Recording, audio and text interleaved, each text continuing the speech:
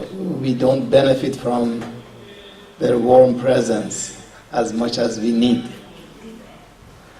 Let's make a little warmer, friendlier, and more sincere gathering, inshallah. أعوذ بالله من الشيطان الرجيم بسم الله الرحمن الرحيم الحمد لله رب العالمين بارئ الخلائق أجمعين وصلى الله على محمد وآله الطاهرين. اللهم صل على محمد. عليكم السلام.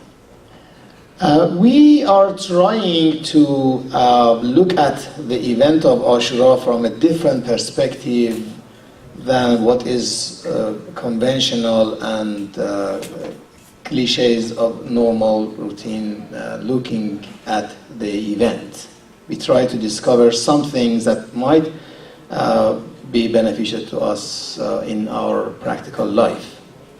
We started to pose our discussion with posing some questions about the things that we take it for granted and take it as an answered already questions. We try to rethink all those things. One of the claims that we have about Ashura is that Ashura saved Islam, which is true. At the end of this discussion, we wanted to show what we mean by saving Islam.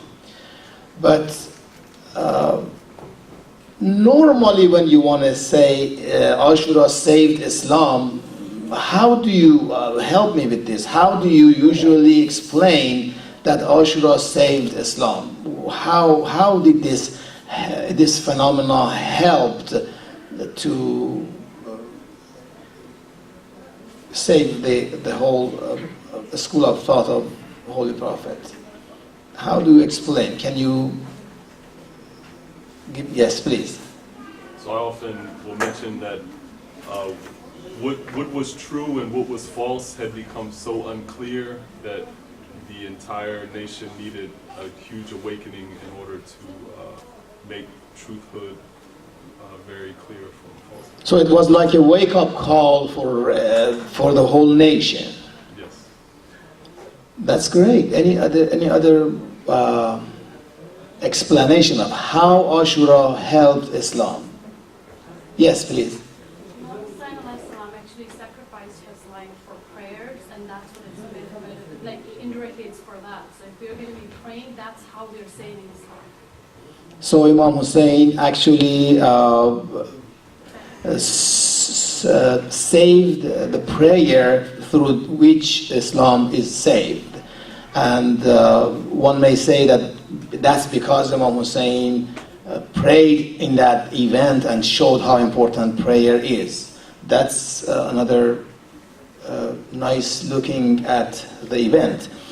Anybody else? Any reason, any explanation how, if somebody who doesn't believe in Imam Hussein as Imam, okay, let's say they are Muslims, but they don't believe that Imam Hussein is their leader or infallible or whatever. How do you explain to them that if Imam Hussein was not there, or if the Ashura didn't take place, Islam was no more on the face of earth? I mean, nobody was even praying or reciting Quran or believing in Allah or whatever. How do we explain this for those sisters and brothers of Sunni school of thought? Any way of proving this thing? This is a huge claim, right? They will easily tell you, come on, Islam was there before Imam Hussein and was there after Imam Hussein, and the majority of the Muslims don't even believe in Imam Hussein as being the leader. Many of them actually follow Yazid still, and they are actually the majority. So how do you claim that if there was not Imam Hussein and the Ashura, there was no more Islam and Quran? Islam and Quran was there before Imam Hussein and then continued to be after Imam Hussein, and it has nothing to do with Imam Hussein. How do we prove our point? That's what we are trying to do in here within four more nights that is remaining from my sessions, by the way. But this is what we are trying to do. There are other questions also that it's not a very easy thing to do that I had posed in here, and I'm trying to reach to the answers to those. One of them is that Imam Hussein was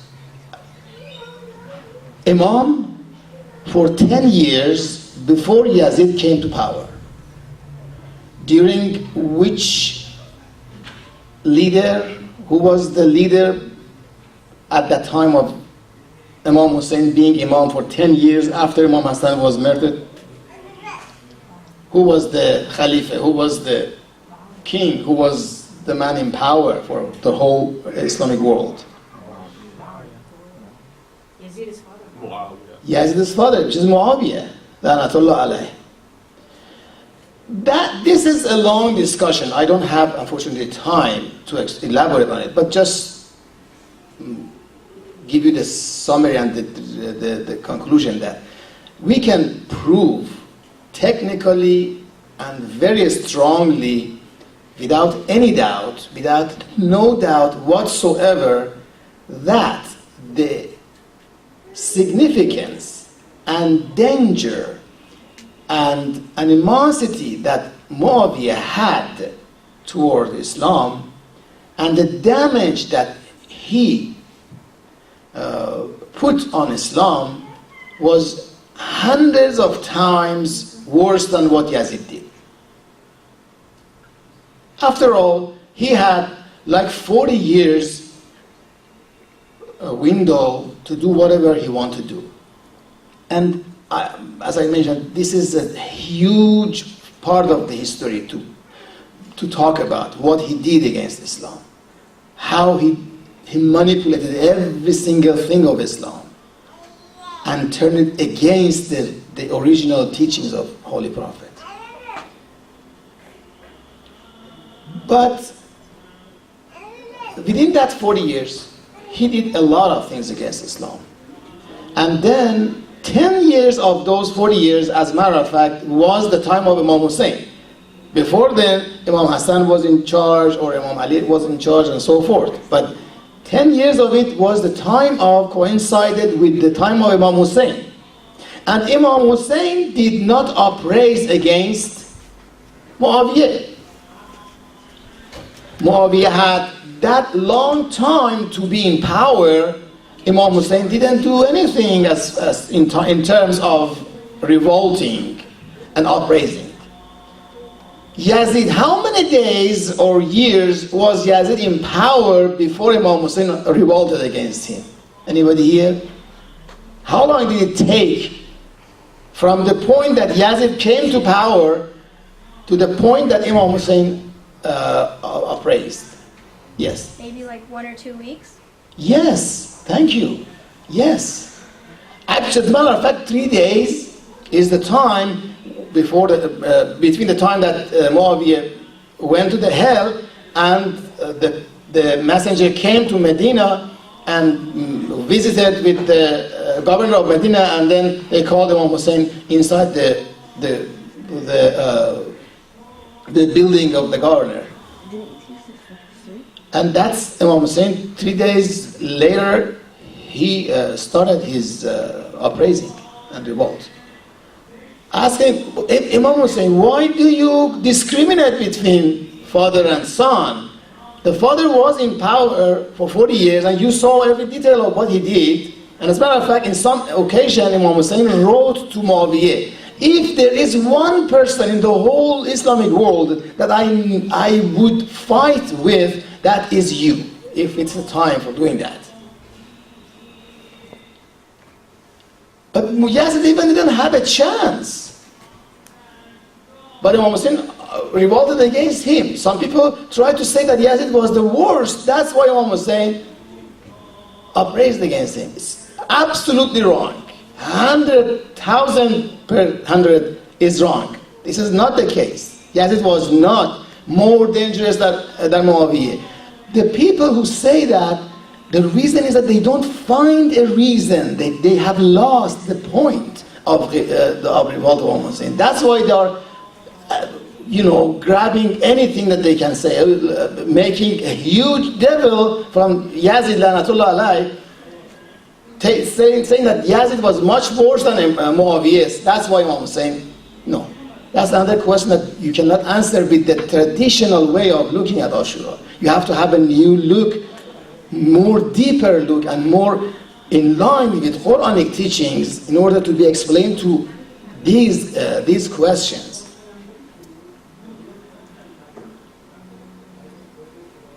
We are trying here to look at the backgrounds of what happened in Ashura. And at the end of this discussion, we are going to prove that if there was no Ashura, there was definitely no future for Islam. And then we are going to explain, when we say Islam, what version and what we mean.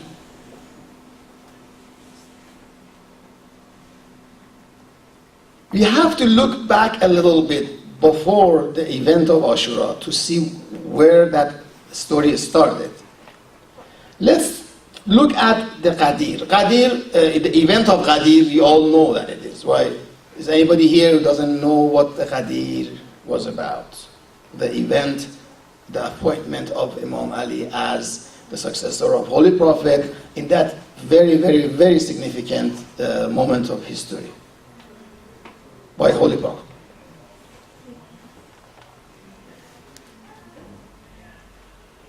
What happened with the prophethood at the time of Holy Prophet? Who was the last prophet? Prophet Muhammad. Holy Prophet. He is the seal of prophethood, right? What does it mean?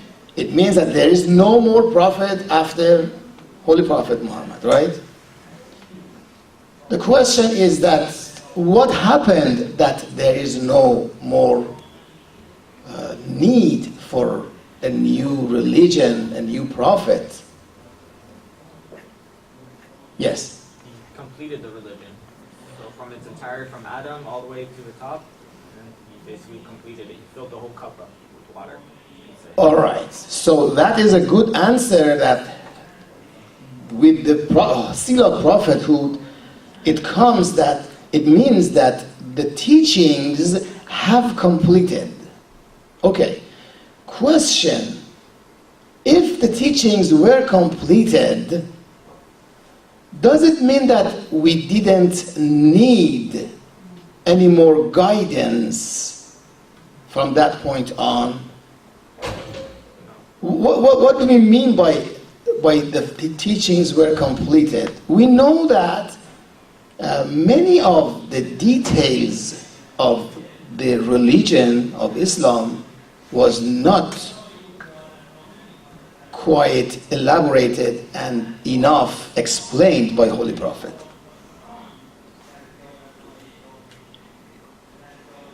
And we know Holy Prophet did not have enough time to explain everything. That is from one thing, that the teachings that we needed to put before ourselves were not even on the theory completed by the time. And that's actually one of the reasons that they believe that there should be somebody else after Holy Prophet to continue these teachings and answer the questions and solve the problems, because the Holy Prophet had like 7-8 years or so after the migration to Medina that he had the time to explain the Islam, and that was not enough. Another question is, why do Allah appoint or send his message by a prophet to people if it's just about the teachings Why did Allah choose this method of revelation of His teachings to people? Can He find any other way? Let's say these teachings are a book. Now we call it Quran, okay? Can He not give that book directly to every single one of us, and then we follow it, just like a manual that you start and open and you follow it, and then you get to the point. When you buy a tool or a computer or a machine, it comes with a user manual, right? You use that manual to get yourself familiar with that machine and then operate it. If the deen was all and only about the guidance, the literature of those guidances, it would have no need to prophets.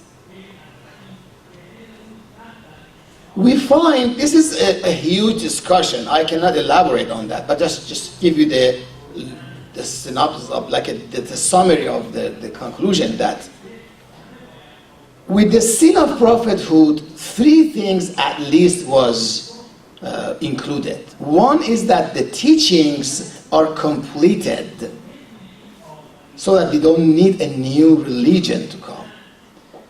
The second thing was that the humanity has reached to the point in which humanity is capable of continuing the path of growth by the already existing guidances and on his own wisdom, using his own wisdom, extracting the question to the answer to the questions from the existing guidelines and go on. And the third thing was that these teachings that are now in hands of humanity, which is Quran, is safeguarded, is not going to be manipulated. Opposite to what happened all the time in the past. All the books from Allah were manipulated and changed. Because of what? What was that saved this last message from being manipulated and changed and deviated? Anybody? Imamat? That's a good, deep answer. I wanted a little bit more how would I say, material or tangible thing to explain how these teachings were safeguarded, opposite to what Moses brought or the others, Jesus Christ brought, and everything else, and they are all manipulated. They all changed throughout the time. A generation or 2 generations later, people had already changed a lot of it.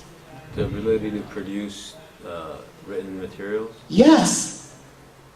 The event of writing, the event of writing is the phenomenon that in this section of the history enabled these guidances and the books to be saved.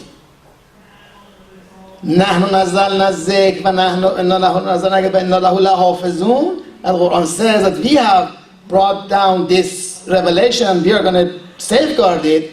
How do we safeguard it? If somebody changes, it becomes like a stone or whatever. No, we don't do anything like that. We just create a system that it automatically does it for us. And that system was the growth of humanity, to be able to write down things and make a publication of it, so the people cannot easily change it. So all of these come with the seal of prophethood. In the prophethood by one man, we learn something, and that is from some point in the history, one individual will not be sufficient for guiding the whole world. The nature of the growth is that we need an alternative vehicle or an alternative system to progress toward the completion of the mankind growth. What was the ultimate goal of creation? Creating the perfected mankind. The person, the humanity, which is as close as possible to the attributes of Allah. Right? That is the utmost goal. How can we reach to that point? By the prophets. At some point, Allah changed gear on this and said, okay, from this point on, let me ask you this question. At the time of Ghadir, do you think that, what happened after the Ghadir? Let me do that. What happened after Ghadir? When we know that during the event of Ghadir, how many people were there? 70,000. For some accounts, 70,000, some accounts, 120,000. And there have been some other numbers as well. Thousands of people were there, right? The question is, what happened after this message was revealed and this verse of the Quran came down? Ya Rasul balligh ma unzila ilayka min rabbik wa in lam taf'al fama ballaghta risalatahu wallahu ya'simuka minan nas. After all these verses of the Quran revealed, what happened to the event? You know, the people came, pledged allegiance with Holy Prophet, then went on to pledge allegiance with Amir al-Mu'minin as their leader, the future leader, and all that, right? 100,000, 20,000 or so of people did that. It took 3 days in a very difficult consequence, in the hot weather and all that. And what happened after that when Holy Prophet, how long later Holy Prophet demised? How many days, how many months, how many years? Anybody here? How many days after the Ghadir event, Holy Prophet passed away? It was less than 3 months, but like 70-something days, depending on what the date is recorded. So it's a very short time, right? For that many people witnessing the event of Ghadir, now with less than 3 months, what happened was that the people did not allow the Ghadir appointment take place in practice, right? To materialize. What is the explanation? What happened? Why did that happen? What was wrong? When Holy Prophet told people, this is it, they agreed. They came to Amir al-Mu'minin and pledged allegiance with him. And then, less than 3 months later, what happened? We know that Saqif Bani Sa'da took place, right? Some few people came and hijacked this whole thing, right? How do we explain this phenomenon? Some of us try to say that, you know what, those few people, 5, 3 or whatever people who did this had a long-term plan from the past, which could be correct. There are evidences in history that show that they had a plan. And it is one ayah in Quran that also announces, informs us from that. But then, few people were able to turn the whole event to their own direction. It's not easy to explain it this way. If all of those people, or a majority of those people who signed up for Ghadir really were ready for that kind of leadership, those few people could not have win this kind of battle. And to prove this fact, what Imam Ali did was that just after those few initial weeks, started a campaign against this thing, just by going to door by door of the companions of Holy Prophet and those who were the big names in the society and were present at the time of Ghadir, and they all heard what Holy Prophet said, and asked them, didn't you hear what Holy Prophet said? Everybody brought some excuses. And Imam Ali proved that it's about something else. It's not that they have forgotten that event. It's not that the event was not important enough and significant enough for people to even care about it. It's not. And Imam Ali proved that there is something else behind this. The best explanation that I have found for this phenomenon of what happened after Ghadir is that people were not ready for that kind of leadership. Do you agree with me on this, or you have difficulty with this? I'm claiming one more time. People at the time of demise of Holy Prophet were not ready, were not willing, were not prepared to accept Imam Ali's leadership, kind of leadership. Is it clear? Yes. If that is a nature of, event that people are not ready, we're not ready for that event or accepting that fact. So why did the Prophet expect this kind of? Yes, you said it. That's what I'm trying to say. That's the big question. That's the question that we are here to take care of it, inshallah. That's the question. Let me pass these few slides and get to that slide that my dear brother brought up. Reaction to Ghadir. Was it a surprise for Holy Prophet or not? You think that Holy Prophet expected, okay, Alhamdulillah, we said it, we did it, Alhamdulillah, we got it, we are there, Allah told me to do that, Ya Rasul, blah, blah, and then I did it, and people came and signed up to this, and that's it. Good, we are good. Do you think Holy Prophet was in that mentality? Never. There is many historical facts that proves that Holy Prophet knew it for a fact that everything that is going to happen is going to happen. He knew it.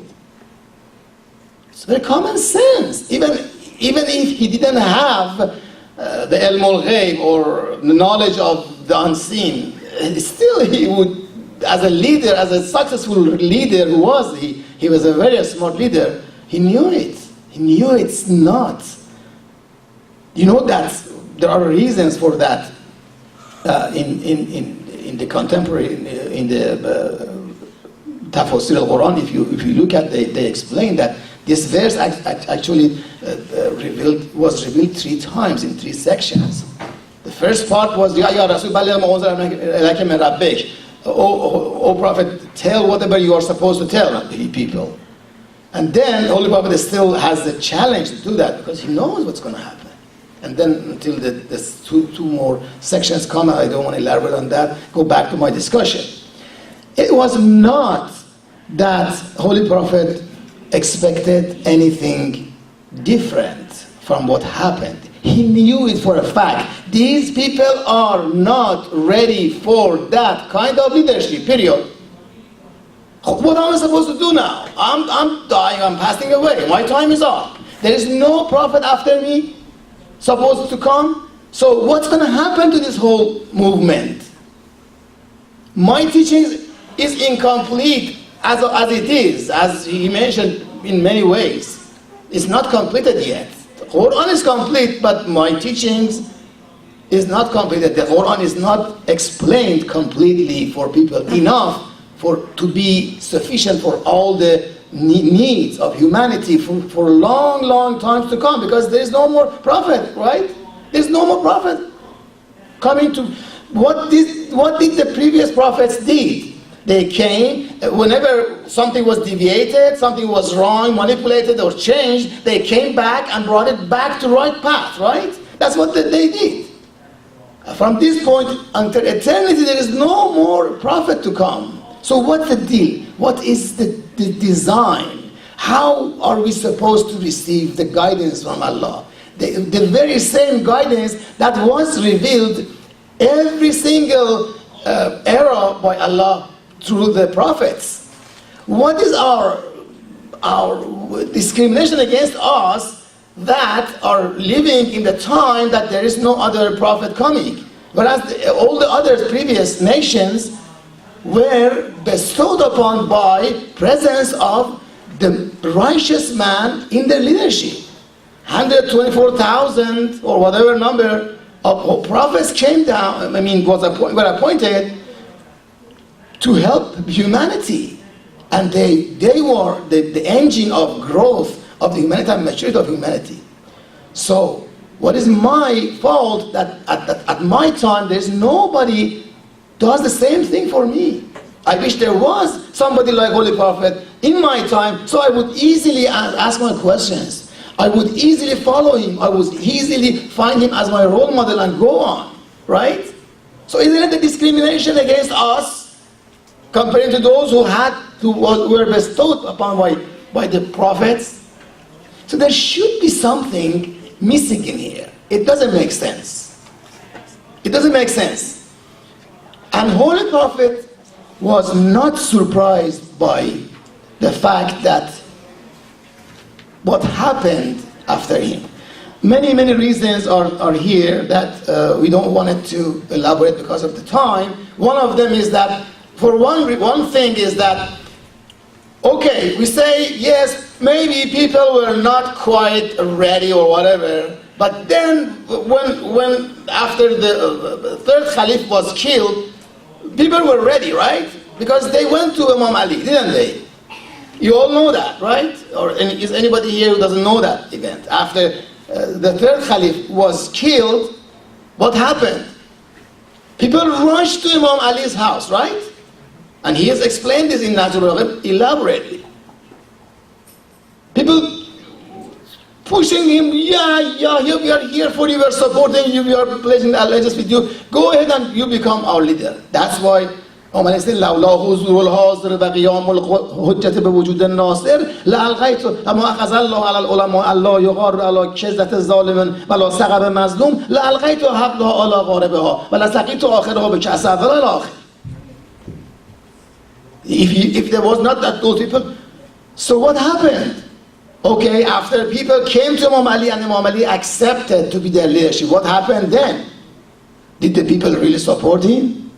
Did people really fight for him? Did people really like him? Did people really tolerate him? He got to the point that he had nobody to share his pain with. So he went to the wells, right? And cried in those wells. Open Natural and see what he talks about his people of his time. He curses them and he says all the, the shameful things about them. How bad these people were. They were not ready for Ali. That's why after this event, again, people upraised against him practically and killed him. So there was no surprise for Holy Prophet.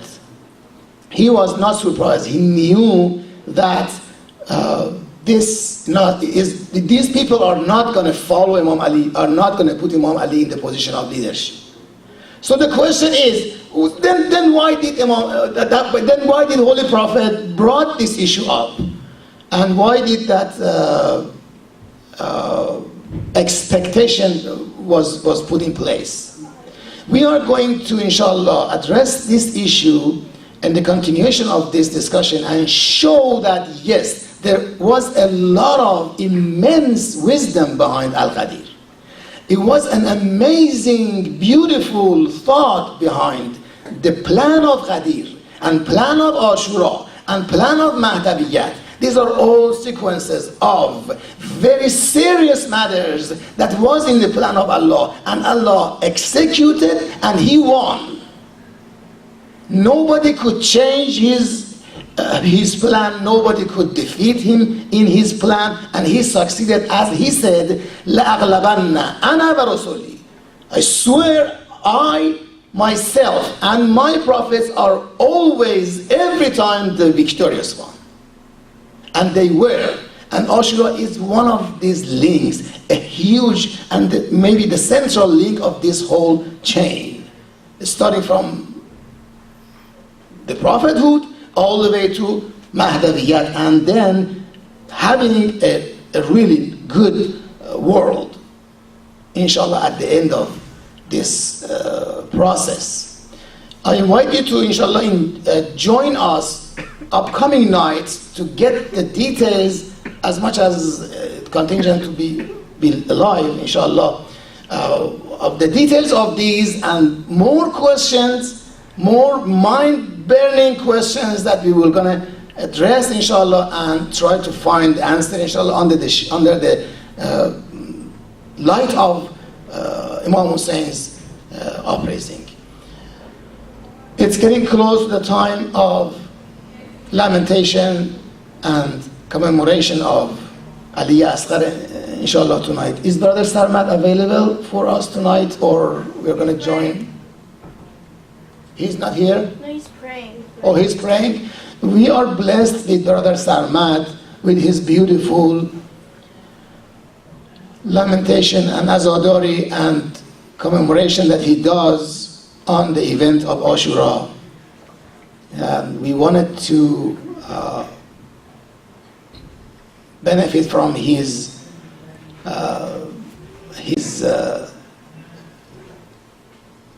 version of storytelling about what happened, and draws our attention to the beauties of this magnificent moment of the history of mankind, inshallah. Sallu ala Muhammad wa ala Muhammad. اللهم صل على محمد وعلى محمد وعجل فرجه.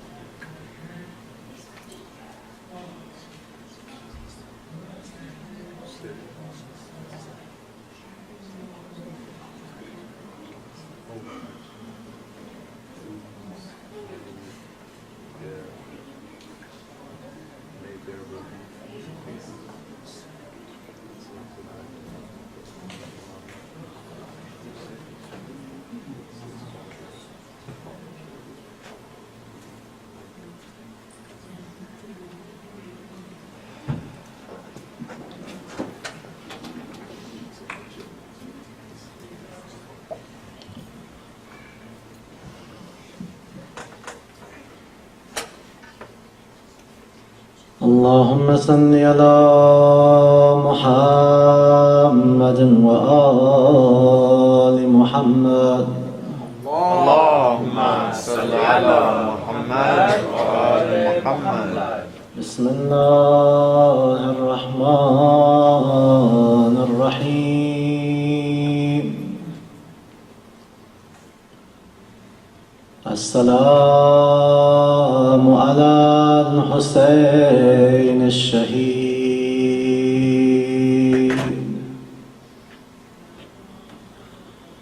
السلام على آبائك المطهرين.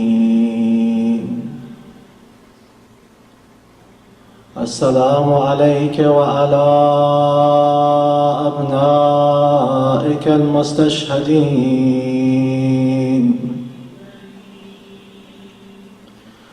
السلام عليك يا ابن سدرة المنتهى.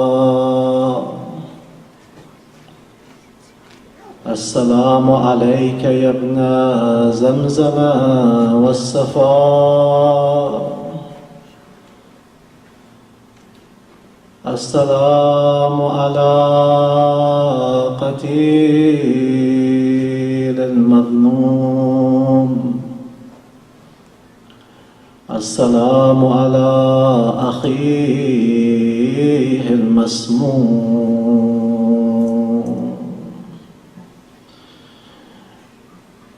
One time, Rasulullah sallallahu alayhi wa alihi wa sallam was sitting in his masjid, and then Imam Hassan, that oppressed Imam, that poisoned Imam, he came and he saw Rasulullah. Rasulullah took him and he put him on his lap and he sat him on his left thigh, and Rasulullah began to weep. Then he saw Imam Hussein alayhi salam come in, and then he sat Abu Abdullah on his right side, and he started to weep. Then he saw Fatima al-Zahra, and he sat her in front of him, and he started to weep. Then he saw Ali ibn Abi Talib, and he sat him in front of him, and he started to weep. The companions, they asked Rasulullah, every time you see one of them, you start crying. Tell us, Ya Rasulullah, what's the matter? What's going on? He said, I cry for them because of the oppression that will overtake them from my nation. My son Hassan, he will be poisoned. My daughter, she will be shaheed. My son-in-law Ali will be shaheed, and my son Hussein, Mazloom, Hussein, Mazloom. This son of mine, Hussein, will be killed, he will be slaughtered, there will be no one to help him, he will be alone, gharib. No one will come to his aid. A nation will ascend on him, they will slaughter him like a lamb. Ya Abu Abdullah, on the night of Ashura, Imam Hussein, he stood in front of his companions. He started telling them that tomorrow is the day of martyrdom. Tomorrow is the day of Shahada. He started telling them about the benefits, the blessings that will face them when they enter into the next world. Then Qasim ibn al-Hasan, he stood up, he said, my uncle, Ya Abu Abdullah, will I be amongst these people? Will I be amongst his shuhada? Imam Hussein alayhi salam started to cry. He said, my nephew Qasim, how does death look to you in the way of Allah? He said, my uncle, Ya Abu Abdullah, death to me is sweeter than honey. He said, my nephew, don't worry, you will be amongst them, you will be amongst these martyrs. On the day of Ashura, everyone went to the battlefield, all the companions of Abu Abdullah alayhi salam went. They paid their salams to the Imam, they attained their martyrdom. The family of Abu Abdullah alayhi salam, their turn came. Ali Akbar went, Muhammad and Aun, they went. All the family of Abu Abdullah were going one by one. After the deaths of his cousins, Muhammad and Aun, the children of Zainab, Qasim, he came to Abu Abdullah alayhi salam, he was dressed for battle. He turned to his uncle, he begged for permission. Ya Ammi, let me go. He fell on his uncle, he started kissing his hands, he started kissing his feet. Abu Abdullah wouldn't let him go. He said, I can't give you permission, I'm sorry, my nephew. Qasim went away, he was crying, he went to his mother. He told her, my uncle Abu Abdullah, he will not let me go to the battlefield. She said, take this letter, it's from your father, Imam al-Hassan. Take it to your uncle Abu Abdullah, and inshallah he will let you go.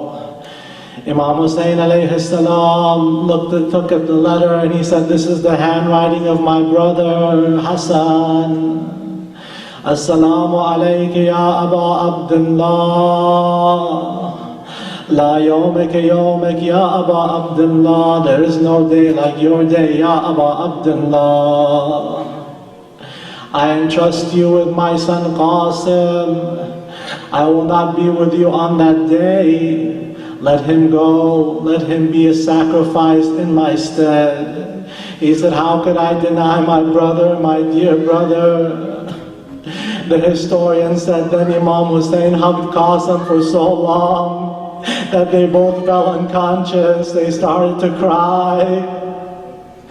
Qasim became ready for battle. Imam Hussein wrapped him with the turban of Imam Hassan. They helped him onto a horse. They let Qasim go out to the battlefield. Qasim went out. He said, oh my soul, don't be scared. Soon you will attain Shahada. You will enter into the paradise. He went out like a lion, letting them know who he is. He said, I am Qasim from the children of Ali. They said, we've never seen a child fight like this. He fought on his horse so bravely. Then Qasim went off of his horse. He bent down to fix his sandal. He saw his sandal was broken. He turned around. First he waved to his uncle, Abu Abdullah. This is how much the world meant to him. It meant nothing to him. He stopped in the middle of battle just to look and fix his sandal. He bent down. Then a man by the name of Umar ibn Nufail, he said, all the sins of the Arabs will fall on my head if I don't kill this youth. They said, truly will you do this? He said, yes, by God. While he was busy fixing his sandal, this lion Omar came and he struck Qasim on the head with a sword. Qasim fell to the floor. He cried out for his uncle. Assalamu alayka ya Aba Abdullah. Ammi Aba Abdullah, come and help me. Imam Hussein alayhi salam came to the battlefield like a lion. He struck Omar in the head, he killed him, he knocked him down with one strike. He took Qasim in his arms, he started to weep. He put his face on the chest of Qasim. He said, oh my nephew, God curse these people who killed you. God curse this ummah whose enemy tomorrow will be Rasulullah. My nephew Qasim, you don't know how hard it is for your uncle to hear you calling, but he can't come to help you. Abu Abdullah alayhi salam, he picked Qasim's dead body up and he put it on his shoulder. He started to drag his body back and the feet were dragging across the floor. He held Qasim's chest to his chest. He embraced him for a long time.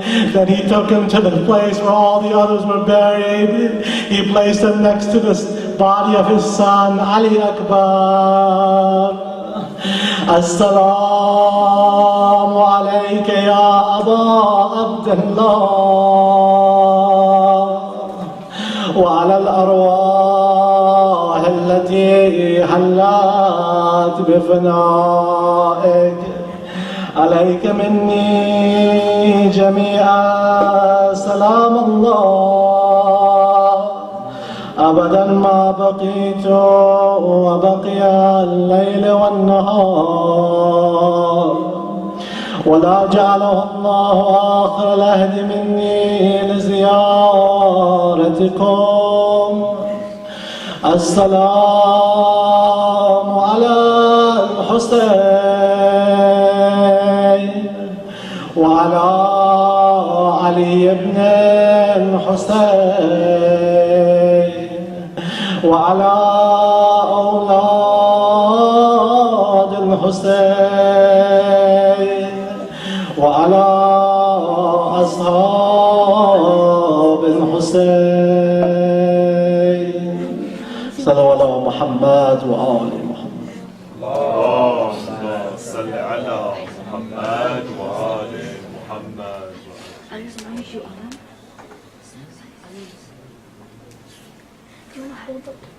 Yes.